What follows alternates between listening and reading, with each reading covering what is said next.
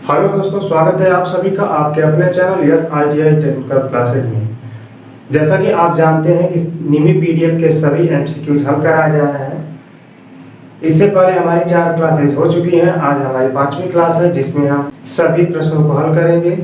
सारे प्रश्न आपके एग्जाम की दृष्टि से बहुत ही महत्वपूर्ण है। पिछले वर्ष में ये सभी आए हुए प्रश्न हैं। तो चलिए आज की क्लास को स्टार्ट करते हैं। यदि आपको अच्छा नॉलेज चाहिए तो इस वीडियो को अंत तक देखिएगा। तो चलिए आज का पहला प्रश्न पढ़ना स्टार्ट करते हैं।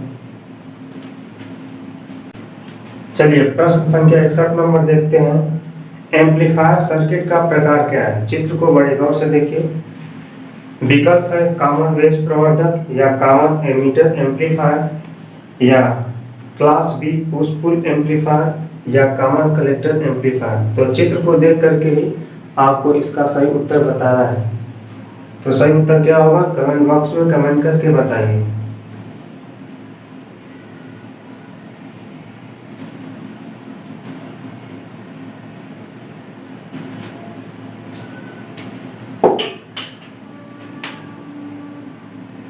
तो प्रश्न संख्या 61 का सही उत्तर हो जाएगा option number D, common collector amplifier.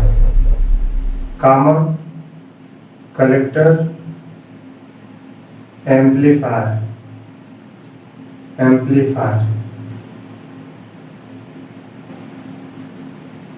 ठीक है। चलिए अगला प्रश्न देखते हैं। प्रश्न संख्या 62 नंबर।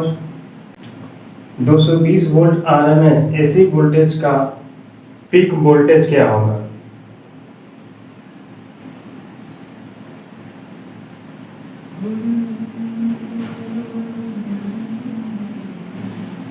इसका ऑप्शन है 310.02 वोल्ट या 311.17 वोल्ट या 312.25 वोल्ट या 315.20 वोल्ट।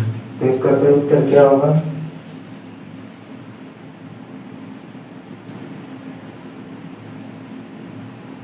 जल्दी से टाइप करिए।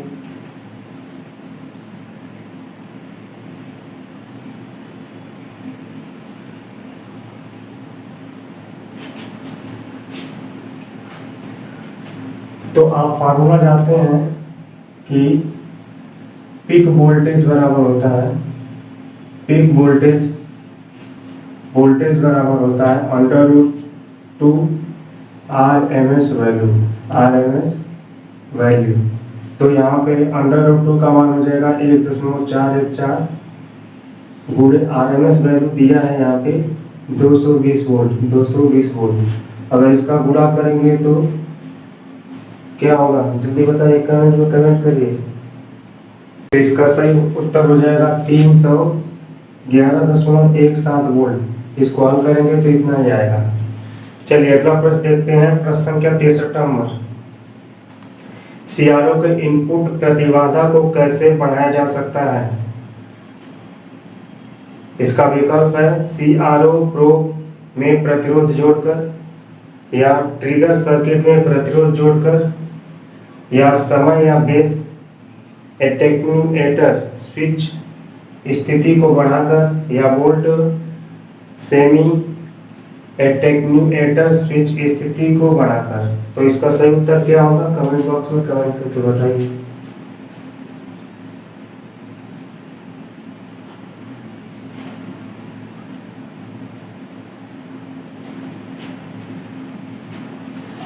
तो CRO का अगर आपको इनपुट प्रतिबाधा बढ़ाना है तो CRO के प्रोब में क्या करेंगे? प्रोब में प्रतिरोध जोड़ेंगे। ठीक है। CRO का अगर प्रतिबाधा बढ़ाना है तो उसके प्रोब में प्रतिरोध जोड़ेंगे, तब जाके प्रतिबाधा बढ़ेगा। क्योंकि प्रतिबाधा Z बराबर होता है √R² + X²। ठीक है। तो इसका सही उत्तर हो जाएगा ऑप्शन नंबर ए। प्रश्न संख्या 63 का सही उत्तर हो जाएगा ऑप्शन नंबर ए। चलिए अगला प्रश्न देखते हैं। प्रश्न संख्या 64 नंबर।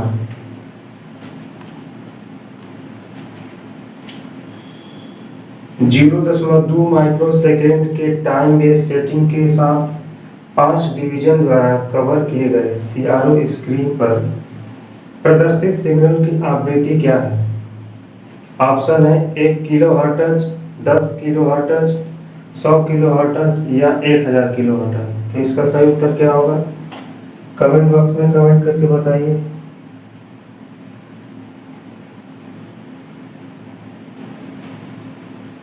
जो जितना मेहनत करेगा उसका अच्छा नंबर आएगा, इसीलिए आप लोग मेहनत करिए, पढ़ाई करिए। जो पढ़ेगा वही आगे बढ़ेगा। घबराइए नहीं, प्रश्नों को देखकर घबराइए नहीं, इसका उत्तर सही से दीजिए।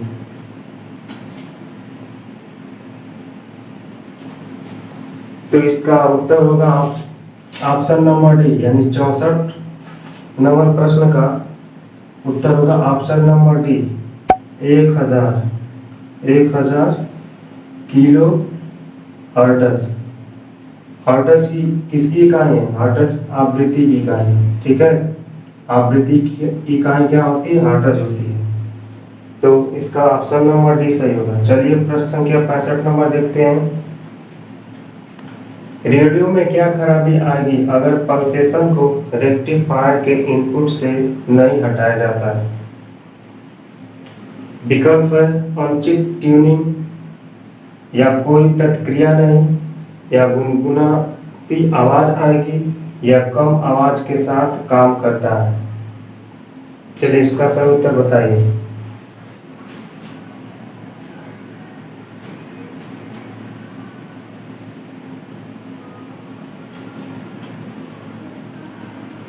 तो प्रश्न संख्या 65 का सही उत्तर हो जाएगा ऑप्शन नंबर सी। तो इसका सही हो जाएगा गुनगुनाती आवाज, गुनगुनाती आवाज, खिर खिर की जो आवाज आती है। चलिए अगला प्रश्न देखते हैं।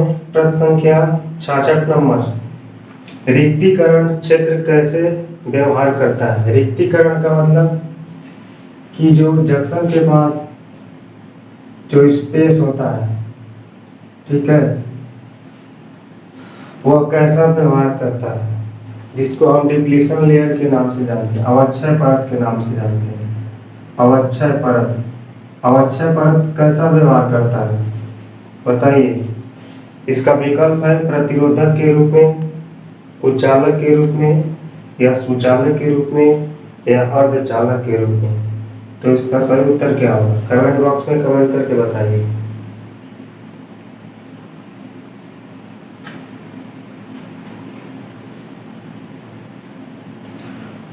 तो इसका सही उत्तर हो जाएगा 66 नंबर प्रश्न का सही उत्तर हो जाएगा ऑप्शन नंबर बी, कुचालक की भांति। कैसा व्यवहार करेगा?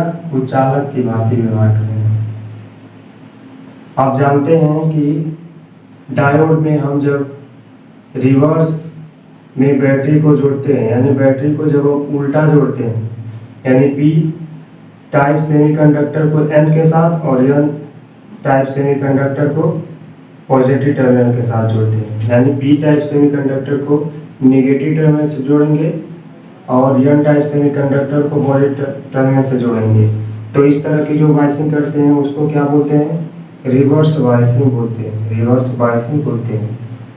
जब रिवर्स बाइसिंग में आपका डायोड होता है तो उस समय क्या होता है? उस समय जो जंक्शन होता है, जंक्शन के पास एक परत बन जाती है जिसे अवक्षय परत के नाम से जानते हैं, जिसमें अचल आवेश वाहक होते हैं जो डोनर आयन और एक्सेप्टर आयन के नाम से जानते हैं। जंक्शन के पास एक अवक्षय परत बनती है जो कुचालक की भांति व्यवहार करती है, एज ए कुचालक की भांति व्यवहार करती है। अतः इसका सही ऑप्शन हो जाएगा ऑप्शन नंबर बी, कुचालक के रूप में। चलिए अगला प्रश्न देखते हैं। प्रश्न संख्या 67 नंबर। 66 के वोल्टेज लाभ और ट्रांजिस्टर के 100 बीटा के साथ कॉमन एमिटर एम्पलीफायर की शक्ति लाभ क्या होगा? शक्ति लाभ क्या होगा तो बताइए। इसका ऑप्शन है 1.5, ऑप्शन बी है 166, ऑप्शन सी है 0.66 और ऑप्शन डी है 6600। जल्दी से कमेंट बॉक्स में कमेंट करके बताइए। इसका सही उत्तर क्या होगा?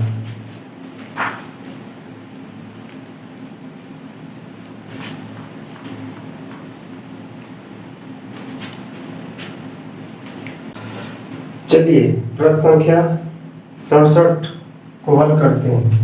देखिए पावर गेन का फार्मूला होता है, पावर गेन का जो फार्मूला होता है वो बीटा गुणे वोल्टेज गेन होता है। ठीक है, तो इस फार्मूले को आपको याद करना पड़ेगा। फार्मूला याद रहेगा तभी सवाल लगेगा। अब देखिए यहाँ बीटा का मान दिया हुआ है 100, तो यहाँ पे 100 लिख लेंगे। इसके बाद वोल्टेज गेन का मान दिया है 66, ठीक है, तो 66 लिख लेंगे। अब 100 में अगर 66 का गुणा करते हैं तो कितना हो जाएगा? 66 100 हो जाएगा, तो यही उत्तर हो जाएगा। इसका मतलब इसका सही उत्तर है ऑप्शन नंबर डी। ठीक है, 67 नंबर प्रश्न का सही उत्तर है ऑप्शन नंबर डी 66 100। चलिए अगला प्रश्न देखते हैं 68 नंबर।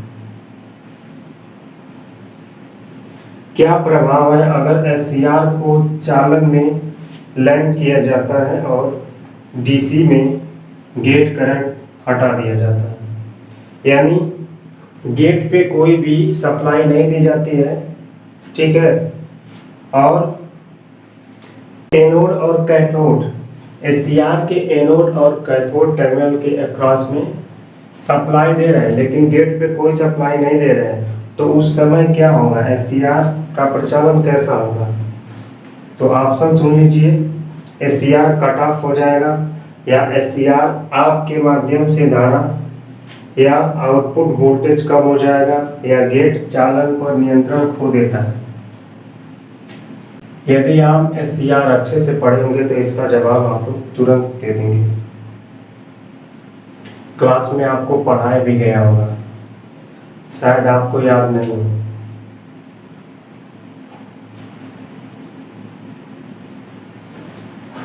तो 68 नंबर प्रश्न का सही उत्तर क्या हो जाएगा?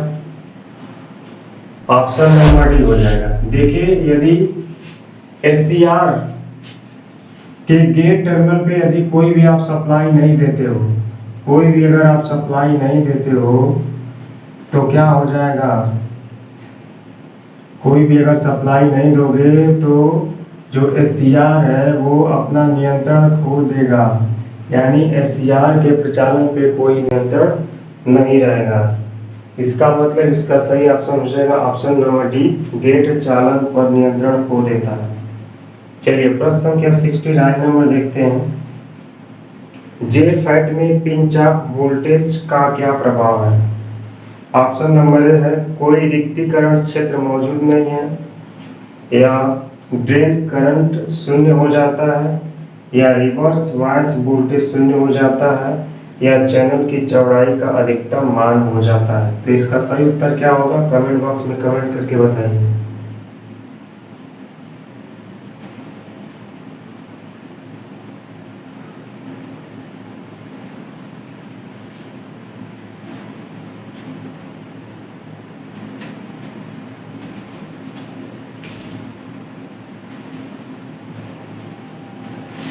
तो 69 नंबर प्रश्न का सही उत्तर हो जाएगा option number D, drain current शून्य हो जाता है, यानी डीआई का मान क्या हो जाता है? शून्य हो जाता है। अब पिंच ऑफ वोल्टेज को हम अन्य नाम से भी जानते हैं, जैसे कट ऑफ वोल्टेज के नाम से भी जानते हैं, कट ऑफ वोल्टेज के नाम से भी जानते हैं, और इसको सेट ऑफ वोल्टेज के भी नाम से जानते हैं। इसको हम किनी वोल्टेज के नाम से भी जानते हैं। ठीक है, तो ये 2-3 नाम है इसके। अब जे फैट का पूरा नाम क्या होता है? जे फैट का, तो जे फैट का पूरा नाम होता है जंक्शन फील्ड इफेक्ट ट्रांजिस्टर। ठीक है, चलिए प्रश्न संख्या 70 नंबर देखते हैं। लाल नीला काला अंकित किए गए कंडक्टर के रंग से कौन सी आपूर्ति इंगित करती है? इसका ऑप्शन है 3 तार डीसी आपूर्ति प्रणाली, या 1 फेज एसी प्रणाली, या 3 फेज एसी आपूर्ति प्रणाली या 3 फेज एसी सिस्टम उपकरण। बताइए इसका सही उत्तर क्या होगा, कमेंट बॉक्स में कमेंट करके बताइए।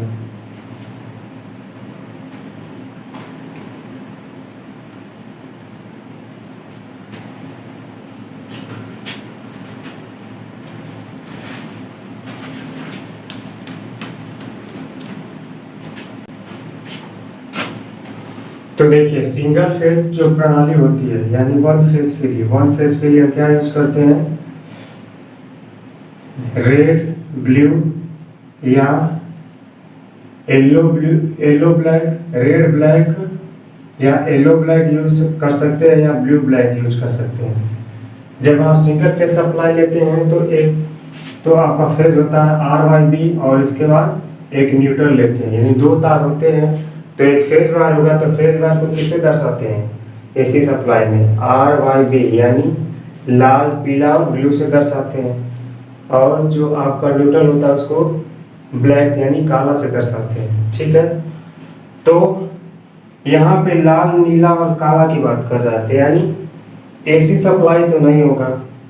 तो देखिए बी ऑप्शन भी यहाँ सही नहीं है और सी भी नहीं सही है और डी भी नहीं सही है। इसका मतलब ऑप्शन नंबर ए सही होगा। 70 का सही उत्तर हो जाएगा ऑप्शन नंबर ए, 3 तार डीसी आपूर्ति। ठीक है, चलिए अगला प्रश्न देखते हैं। प्रश्न संख्या 71 नंबर।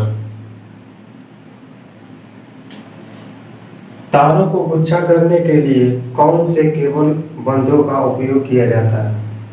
विकल्प है रेशम बंध या पीवीसी बंध या नायलॉन बंध या सूती बंध। तो इसका सही उत्तर क्या होगा, कमेंट बॉक्स में कमेंट करके बताइए।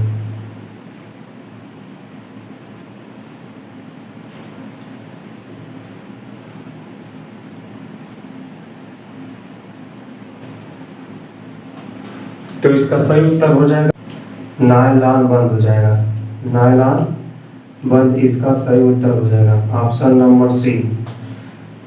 केबल को नायलॉन बंद से यानी नायलॉन टाई से बांधते हैं। चलिए अगला प्रश्न देखिए, प्रश्न संख्या 72 नंबर। पैनल बोर्ड असेंबली में किस उपकरण से बचा जाता है? ऑप्शन है सेंसर, संकेतक दीपक या विलगित स्विच या पुश बटन स्विच। तो आप लोग पैनल बोर्ड देखे होंगे, पैनल बोर्ड में क्या क्या लगा होता है और क्या नहीं लगा होता है, बस यही आपको सोचना है। इसके बाद उत्तर आपको पता चल जाएगा। जल्दी से कमेंट बॉक्स में कमेंट करिए और वीडियो को शेयर भी कर दीजिए और लाइक भी कर दीजिए, और जितने भी प्रश्न हैं उसके उत्तर आप कमेंट बॉक्स में लिखते रहिए।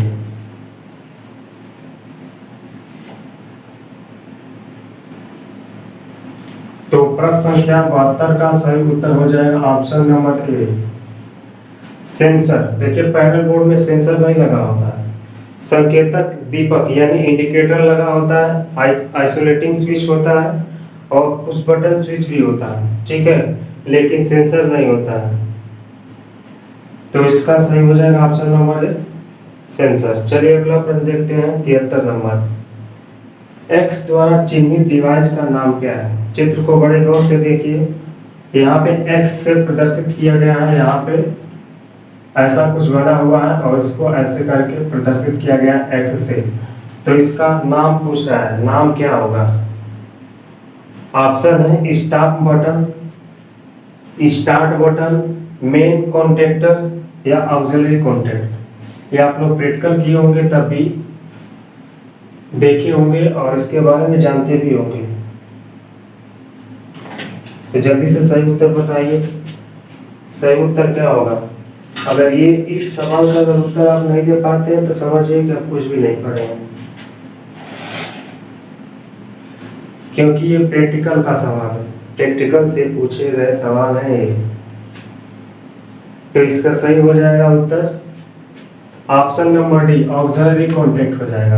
ऑप्शन नंबर डी सहायक संपर्क, ऑक्सिलरी कॉन्टेक्ट, ऑक्सिलरी कॉन्टेक्ट हो जाएगा। ठीक है, ऑक्सिलरी कॉन्टैक्ट कहाँ लगा होता है? तो ऑक्सिलरी कॉन्टैक्ट कॉन्टैक्टर पे लगा होता है। तो क्यों लगाया जाता है? कॉन्टैक्टर को होल्ड करने के लिए ऑक्सिलरी कॉन्टैक्ट लगाया जाता है, ठीक है। जिसको हम एडम ब्लॉक भी कहते हैं, एडम ब्लॉक के नाम से भी जानते हैं, ऑक्सिलरी कॉन्टैक्ट के नाम से भी जानते हैं। चलिए अगला प्रश्न देख लेते हैं, 74 नंबर। कंट्रोल पैनल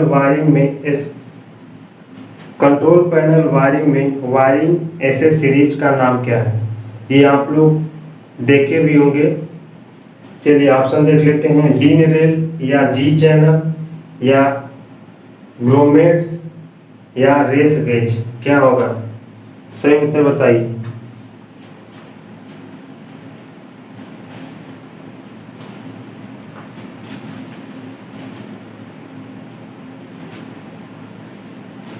तो इसका सही उत्तर हो जाएगा 74 का सही उत्तर हो जाएगा option number A, dean rail, ठीक है। डीन रेल पे क्या होता है? जो एमसीबी होती है उसको डीन रेल पे लगाया जाता है, ठीक है। डीन रेल पे एमसीबी को लगाया जाता है, उसको उससे फिट किया जाता है। आप लोग देखे भी होंगे, ये पैनल में आपको देखने को मिलता है, या घरों की जब वायरिंग होती है ना तो उसमें जो मेन स्विच होता है उसमें भी ये लगा होता है। चलिए अगला प्रश्न देखते हैं और इस क्लास का अंतिम प्रश्न है, परिपथ में यक्ष अंकित डिवाइस का नाम क्या है? चित्र को बड़े गौर से देखिए और इसका उत्तर दीजिए। इसका विकल्प है संयोजक, no volt coil, stop button, overload relay trip. तो इसका सही उत्तर क्या होगा? ये भी प्रैक्टिकल का सवाल है, जब आप लोग प्रैक्टिकल किए होंगे तो इसको देखे भी होंगे, इसके बारे में जानते होंगे। यदि इस प्रश्न का उत्तर नहीं दे पाते हैं तो फिर पढ़ा लिखा सब व्यर्थ जाएगा आपका। कमेंट बॉक्स में कमेंट करिए और वीडियो को शेयर कर दीजिए और लाइक कर दीजिए, और अपने दोस्त मित्र से सब्सक्राइब भी करवाइए चैनल को, परिवार को बढ़ाइए।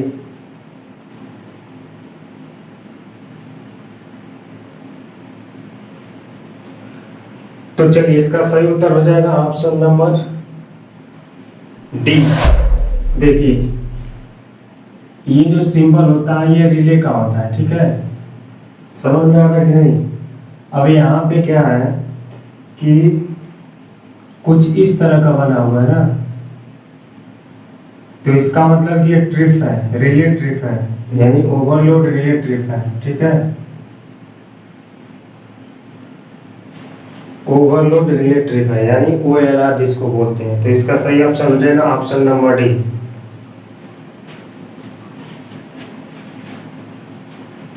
तो साथियों आज की क्लास में बस इतना ही। आज हमने 75 क्वेश्चन कर लिए हैं, टोटल 75 प्रश्न हो गए हैं हमारे, कंप्लीट हो गए हैं, जिनको हम लोगों ने सॉल्व कर लिया है। अगले 15 क्वेश्चन अगले दिन अगले क्लास में लेकर के आ रहे हैं। क्लास आपको कैसी लग रही है कमेंट बॉक्स में कमेंट करके जरूर बताइए। चैनल पे नए हैं तो चैनल को सब्सक्राइब कर दीजिए और बेल आइकन प्रेस करके ऑल पे क्लिक कर दीजिए। इसी तरह की वीडियो इस चैनल पे प्रोवाइड कराई जाती है। CBT एग्जाम की बेहतर तैयारी के लिए इस चैनल को सब्सक्राइब कर लीजिए और ज़्यादा से ज़्यादा अपने मित्रों में शेयर करिए।